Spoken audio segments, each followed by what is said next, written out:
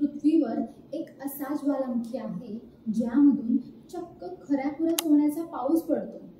असं सांगितलं तर तुमचा कदाचित यावर विश्वास बसणार नाही, पण खरोखरच इरेबस डोंगरातील एका ज्वालामुखीतून रोज लाखो रुपयांचं सोनं बाहेर फेकलं जात आहे। हा सक्रिय ज्वालामुखी अंटार्क्टिका खंडात आहे। अर्थात या ज्वालामुखीमधून इतरही अनेक पदार्थ बाहेर फेकले जातात। अमेरिकेतील अंतराळ संस्था असलेल्या नासाच्या अर्थ ऑब्झर्व्हेटरीने हा खुलासा केला आहे। रोज 5 लाखांचं सोनं बाहेर पडतं। या डोंगरातील ज्वालामुखीमधून जवळपास रोज 6,000 अमेरिकी डॉलर्स म्हणजेच 5,01,000 रुपयांहून अधिक किमतीचं सोनं बाहेर फेकलं जात आहे। IFL सायन्सने दिलेल्या वृत्तानुसार रोज या ज्वालामुखीमधून 80 ग्राम सोनं बाहेर फेकलं जातं। मात्र हे सारं वाचून या डोंगराजवळ जाऊन बाहेर पडणारं हे सोनं गोळा करण्याचा तुमचा विचार असेल तर ते शक्य नाही। हा डोंगर अंटार्क्टिकामधील फारच दुर्गम भागात आहे। 1000 किमीपर्यंत पसरणारं हे सोनं या ज्वालामुखीमधून ठराविक वेळाने बाहेर पडणाऱ्या गॅसच्या फवाऱ्यांबरोबर हे सोन्याचे कण बाहेर फेकले जातात। हे सोनं क्रिस्टल म्हणजेच स्फटिक स्वरूपात आहे।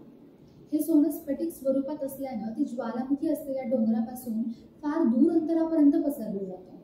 वैज्ञानिकांनी दिलेल्या माहितीनुसार हे सोनं या ज्वालामुखीपासून अगदी 621 मैल म्हणजेच 1 किलोमीटर पर्यंतच्या परिघामध्ये पसरतं। इथं एकूण 809 ज्वालामुखी अंटार्क्टिकामध्ये केवळ इरेबस हा एकमेव सक्रिय ज्वालामुखी नाही। या खंडावर तब्बल 138 सक्रिय ज्वालामुखी आहेत। नुकत्याच करण्यात आलेल्या अभ्यासामध्ये ही आकडेवारी समोर आली होती।